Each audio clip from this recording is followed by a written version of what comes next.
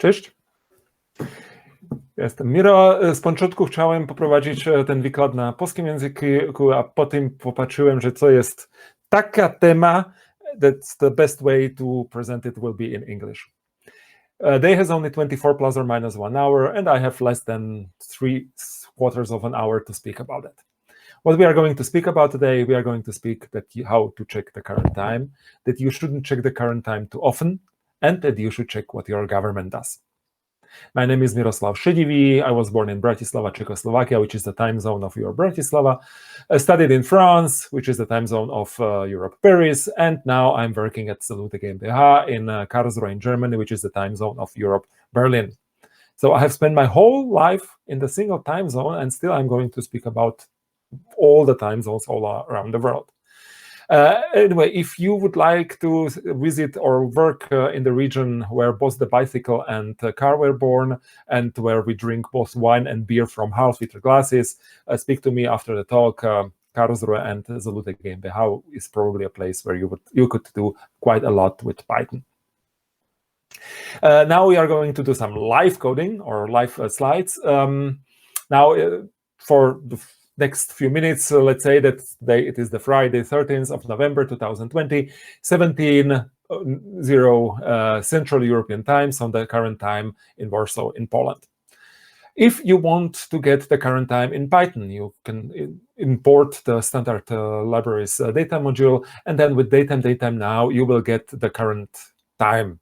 On your computer, if you are in Poland, you will get a datetime object for the 13th of November 2020, 17 hours in the evening.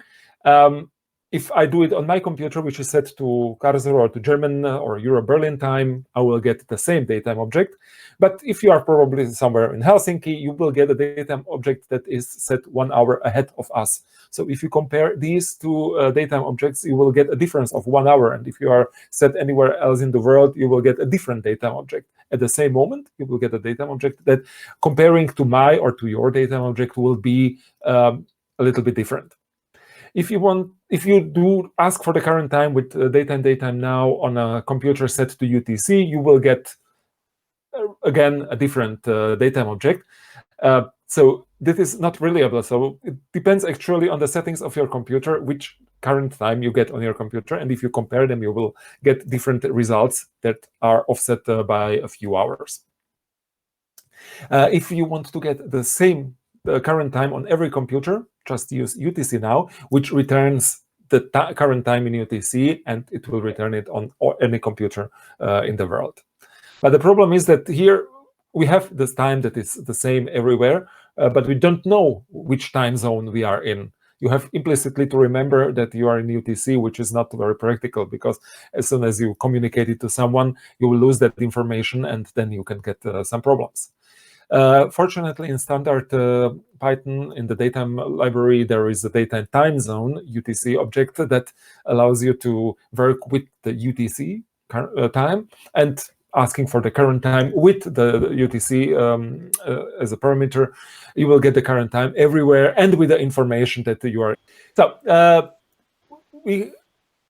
here I showed that using UTC now, you will get the same information on every computer set to any time zone in the world. But the problem is that it will not contain the information on which time zone, whether UTC or a different time zone, has been used. So if you use datetime time zone UTC object, which is in the standard module of datetime, you will get the current time in UTC with the information that you are in UTC. And if you convert it, if you store it, format it, there will be the information that you are in UTC. But we are in Poland, and we want to have the current time, which is the current time in Poland is 1 hour ahead of UTC. So we can create a datetime time zone object that is defined using the time delta. And so we have seen the problem with datetime UTC now is that you get the same time on every computer. But what can happen is, or what happens is that you don't see the information which time zone you are in. And there is a daytime time zone UTC that is called or used in the daytime now method that returns the same daytime object on every computer with the information that you are in the UTC time zone. But the problem is that we are now in Poland and we are 1 hour ahead of UTC, and we want to get the current time in Poland. So we can create our own time zone with time delta UTC and get the current time, 17 o'clock.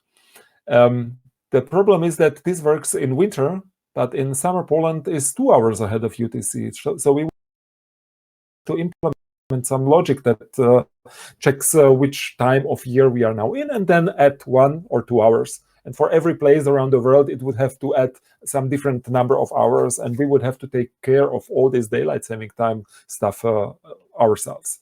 We don't want to do that. In Python 3.9, directly in the standard library, there is the module ZoneInfo that works with the time zone database of your system, operating system, and then we'll create an object ZoneInfo and ask for the name of the time zone, which is Europe Warsaw, and then it will work correctly and calculate all the daylight saving times, all the changes in the history, and there has been quite a lot of changes in the history itself. If you have Python 3.9, you can use ZoneInfo written by Paul Gansler, which has been also backported to older versions of Python. But for older versions of Python, you can also use the dateutil third-party library that works on a similar basis. Or you can also use PyTZ, but the problem with PyTZ is that it is implemented a little bit differently, and there are some things that you have pay attention, so you just can't replace the TZ info attribute of a daytime object using PyTZ time zone. I absolutely recommend to switch to ZoneInfo as soon as possible. So you know how to check for the current time. And for example, let's say that we want to create 2 strings of the current date and of the current weekday. So for example, now we want to know what is the current date, 2020, 11/13, and the current weekday, which is Friday. If you do this, it will work, but it can also break, and it will break at the moment where you are probably not sitting in front of your computer. Imagine that you start this just 1 microsecond before midnight. The first line of code will be executed before midnight, and daytime UTC now will give you 1 day, calculated date out of it. And the second line will be executed 1 microsecond after midnight and will give you a different date. So you will have 2 informations that are not consistent with each other. That's why if you are going to look on your watch or clock, just look at it once and then remember it, store it in a variable, and then work with it and extract all the information that you need. So check the current time only once. But there is an exception where you want to check for the current time several times. For example, if you have some expensive operation, some download, some fixing of the internet, you want to check for the current time before the event and after the event. If you calculate the daytime object, you can do that and then just calculate the difference between 2 daytime objects and ask for the total seconds.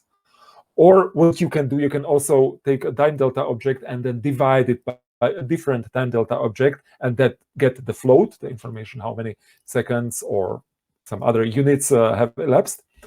But why would you create a daytime object which has all the information about year, month, and day, and maybe if you have time zone, even more information? So it's quite a lot of overhead if you only need to know the number of elapsed seconds.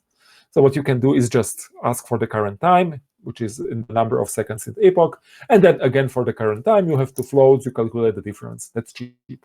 But this can break also. Imagine that during the expensive operation, your computer clock gets updated. That's the current information from NTP server and gets updated, and your clock was off by a few seconds or minutes beforehand. Then it could even happen that start happens after the end, and elapsed will be a negative number. So you want to ignore all the changes of the computer clock, and for that you can use the monotonic function of the time standard libraries module, which gives you always monotonically increasing number of seconds since some point in the past, because you are using this only to calculate a difference between two timestamps. And in that case, you just for monotonic, then expensive operation, again monotonic, you get the floats, and then if you subtract them, you will always get a positive number. If you want more exact numbers, you can also use monotonic with nanoseconds. So this was Python, and now let's have a look.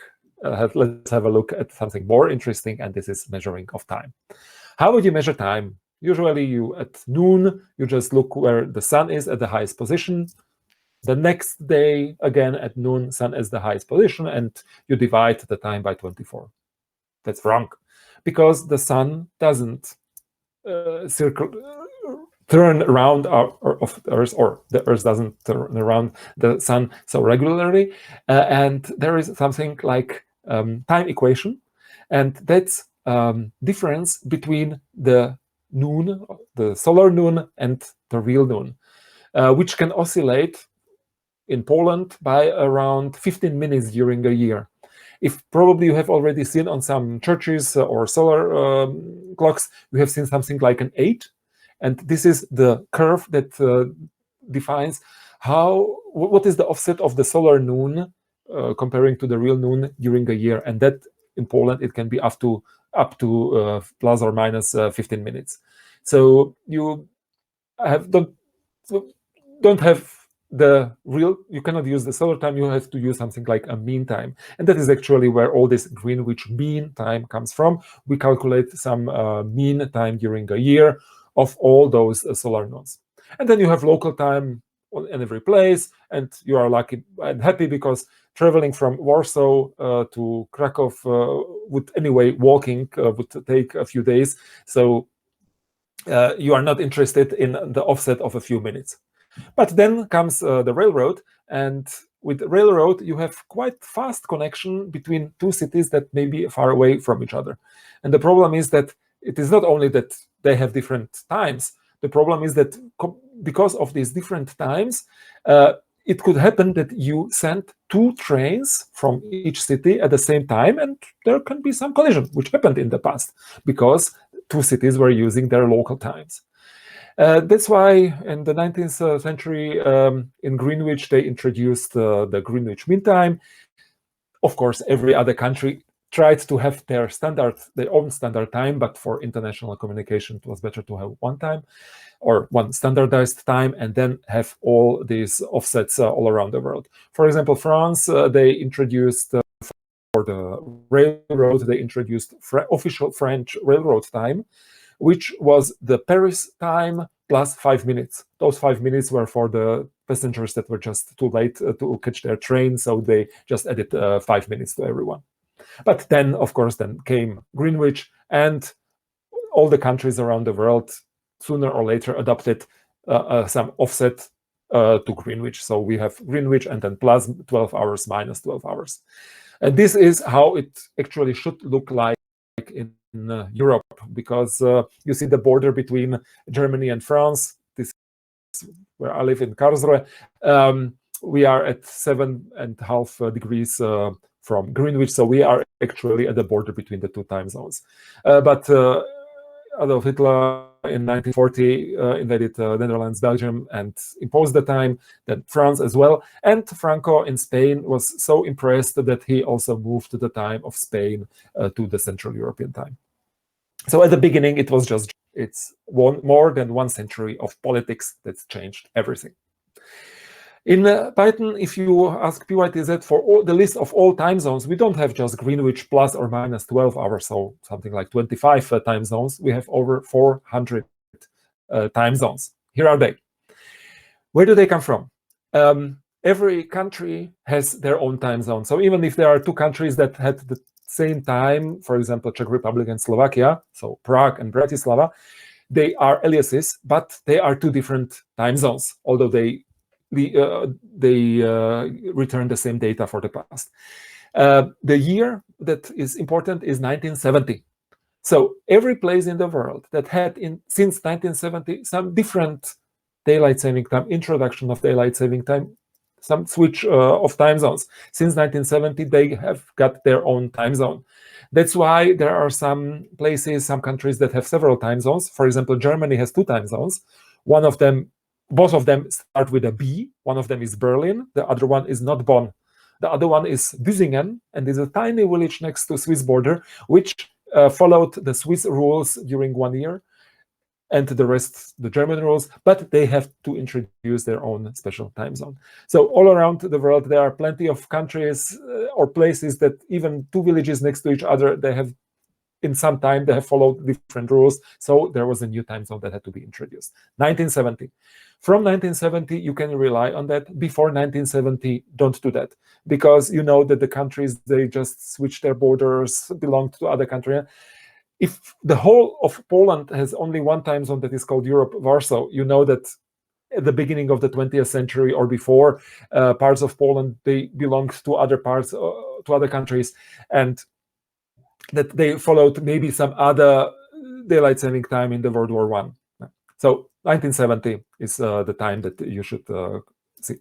Where this information comes from, there is no organization in the world that imposes, like United Nations. They cannot impose and tell you have this time zone, you have this time zone. There is organization IANA.org, Internet Assigned Numbers Association, I think, which monitors all the changes, and they distribute time zone database. That is exactly what Python, the operating systems, all other languages, database systems, cell phones, everyone uses that. And if you go to this website, absolutely recommend to do that. You will find 2 things there. The first one is a mailing list with all the information that comes in, where people like me, like you, like anyone writes, oh, I have seen there is actually some countries going to introduce or to abort daylight saving time. I have found some old newspaper where it is written that they are going to switch daylight saving time on a different day that it is now written in the database. So this is the mailing list. And then there are releases of the database every year, which is always numbered the year and then a letter, so A, B, C, D. And now you see in 2020, we have already 4 releases. There are years with many more releases. And this is an archive that you should download and have a look at, because it is like a book of the history of the humanity of the past 130 years. So if I download the current file, which is 1 month old, all I will see in it, there are some scripts, script, Perl, shell. But what is that? These are some scripts that are used to convert the information from what is more interesting from those files called Africa, Antarctica, Europe, North America, South America, and so on. And these files, you see, for example, Europe is 180 kilobytes. In this file, there is some code that is used by all these scripts to convert and to be used in the programming language, in PyTZ, zone info, DayDutil, or any other library. If you say that there is some perfect Python third-party library for calculating times like Pendulum or Arrow, okay, they may be more pleasant to use, or simpler to use, but all the information about time zones is going to come from here.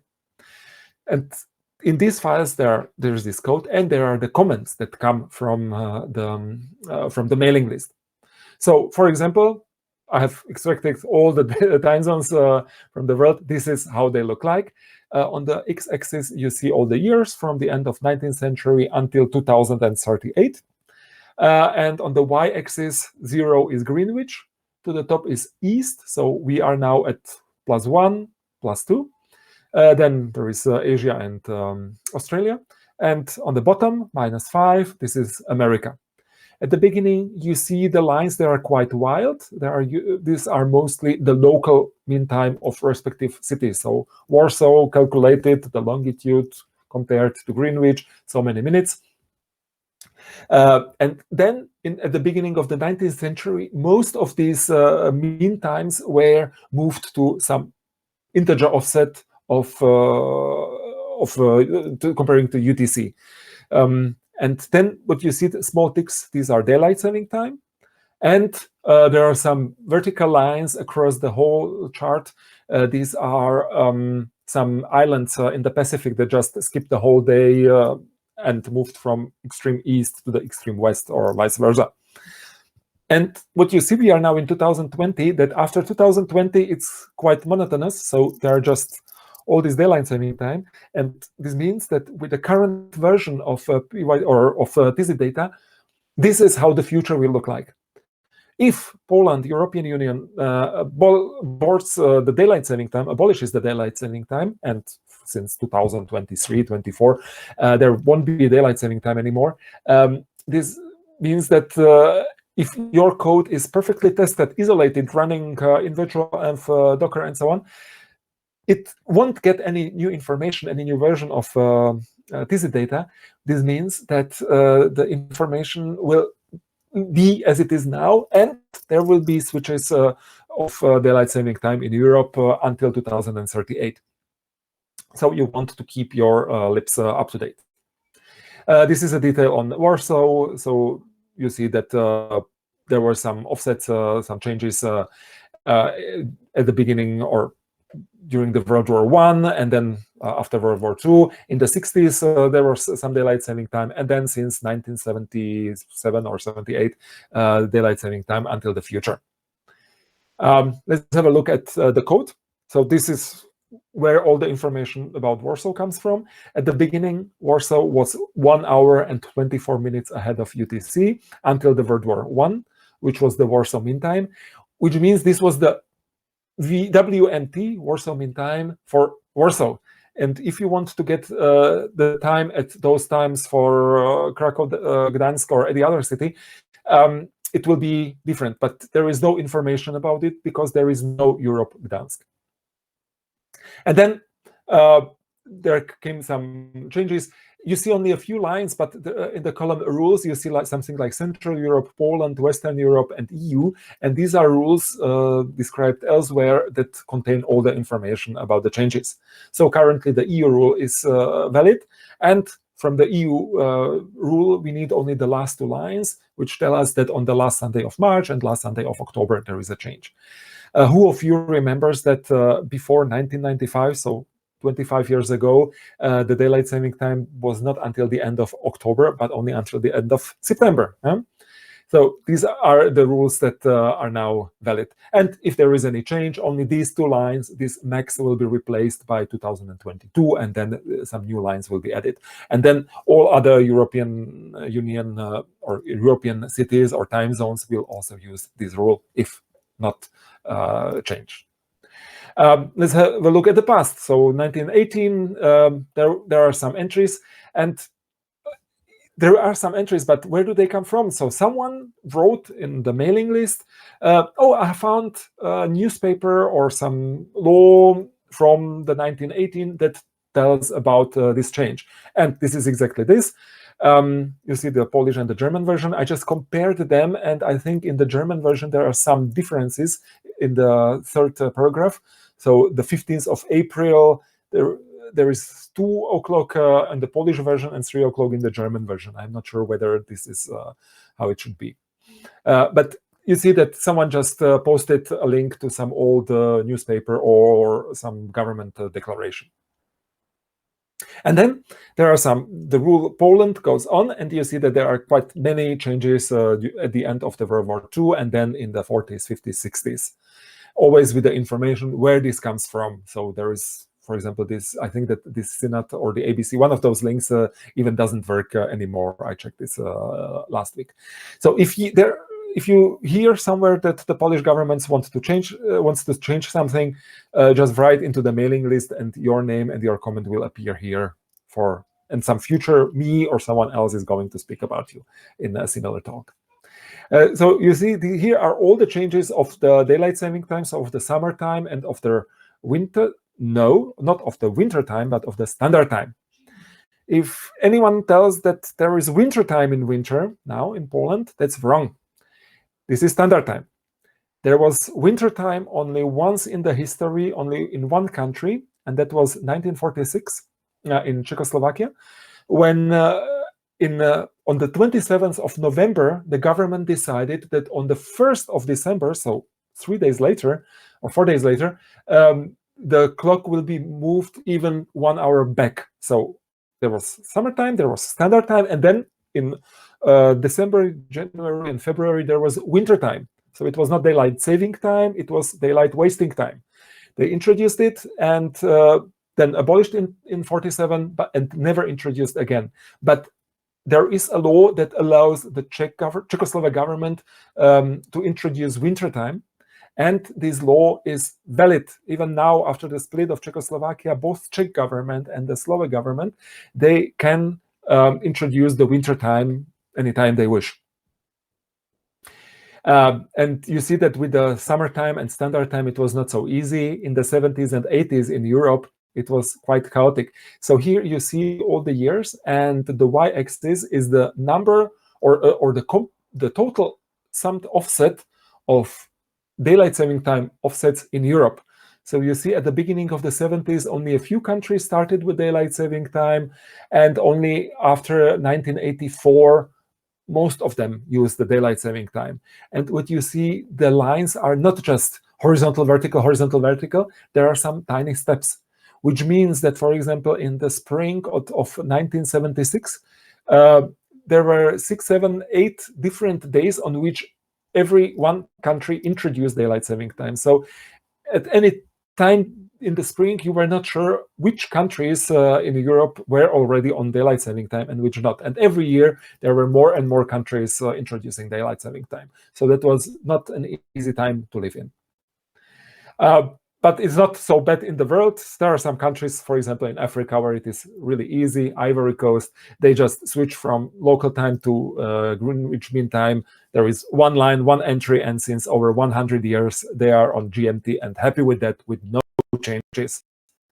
And there are plenty of other countries around that just are links or symbolical links, aliases for Abidjan, and they use exactly the same time. There are some other countries in Africa, for example, Morocco, which uses daylight saving time during their Ramadan, and they already defined all the Ramadan months until 2087.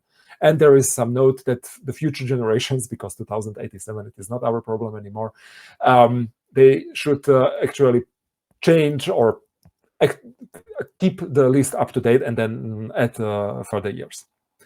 Istanbul, which there is Europe Istanbul, Asia Istanbul, you can use both. They have also, at the beginning, it was quite regular, but now, then in the 2000 something, there were some irregularities. And where do they come from? In the comment, you see that they will change into summertime on March 28th instead of March 27. This change is due to a nationwide exam. The problem is they wrote it in some Turkish newspaper on the 10th of March, so less than 3 weeks ahead. That's too late. Imagine that you have to read the newspaper, you have to write it into the mailing list, someone has to read it, someone has to check further sources, and then write the change into the TZ database. It has to be, a new release has to be created, it has to be distributed, converted into all the, for all the operating systems, programming languages, and then everybody has to keep their systems up to date. 2014, they have learned nothing because, again, they changed because of some Turkish local election. And there is Randall Schwartz who writes, I went on a flight, and I can tell you that nobody respected this time zone change delay. So that's too late, because you don't only have something like your Python distribution that you can just update.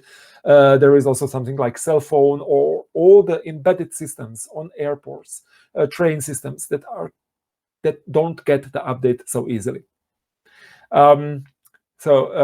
Read it. There are plenty of stories like this, countries that decide, oh, we are going to introduce daylight saving time, we are not going to introduce it. Even they abolish their own decision. So there is no entry in the code, but the comments, they just accumulate and write, yeah, they are going to do it. No, they are not going to do that. Caracas, Venezuela, also they advanced by 30 minutes, so on the 1st of May 2016, and announced it only 2 weeks ahead.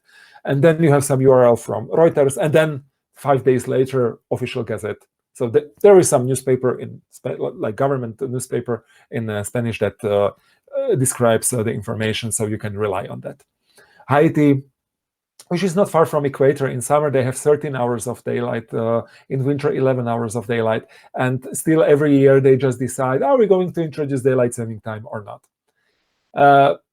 South Korea, North Korea.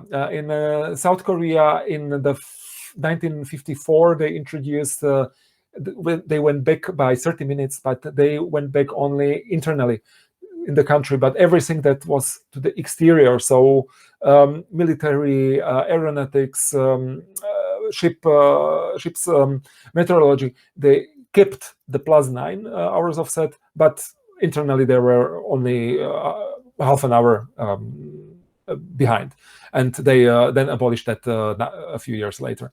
In South Korea, again, nobody informs directly the Diana organization. There are some news sources that someone posted into the mailing list and sent a link to Korean newspaper with the information they are going to introduce or abolish some offset. And again, they did it only with 1 week notice. That's too little. So download that file, have a look at all those files. It's a lot of fun to read. And if Poland abolishes daylight saving time or somewhere or the whole of Europe, these are the 2 lines that you will have to update. So what are the best practices? Don't invent your own time zones. Use what is standard. And never hard-code any rules, like checking, is it the last Sunday of March, last Sunday of October, or September, or October? Should I add an hour? No, don't do that. Keep your time zones slips up to date, because you have seen that they change several times per year. To follow your government's intentions to modify your time zone and inform the mailing list. And if you can, avoid the time zones at all. Thank you very much. Thank you, Miro, for your presentation. Sorry, everyone, that we had the problems with connection, but thankfully we are back again. Now I will go to the questions, and we have questions and we have one comment also. So I will read the comment first. Ale to jest dobre. So it's in Polish, but I'm sure you understood. And the question is, if my start time was 11 p.m. midnight and end time was 1 a.m. in morning next day, will monotonic difference will be correct? I mean, will it consider start time less than end time? If you use this time monotonic function, this is connected to the process. So as long as your process works, runs, it will just be positively. It will be always positive. You shouldn't use this monotonic to communicate out of process. It is really just within the process to measure some time elapsed between 2 points in your program. So yeah. Yeah. Okay. I don't see more questions, but we will wait a bit if maybe some question will appear. So you can, in the meantime, also say something to our audience if you want, in Polish, for example, because I know that you are a good polyglot speaker.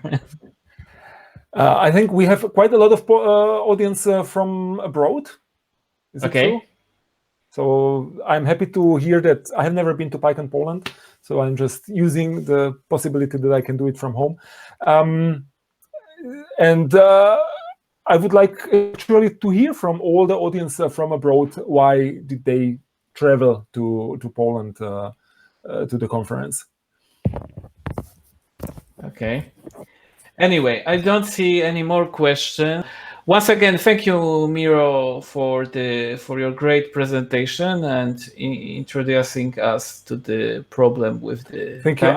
Maybe if the audience wants to write in chat which time zone they would like to have for Poland. So would they like to keep the changes twice a year, like until now, or do they want to have the Central European time the whole year or Eastern European time the whole year? I would like to hear their opinion. So thank you very much. Bye.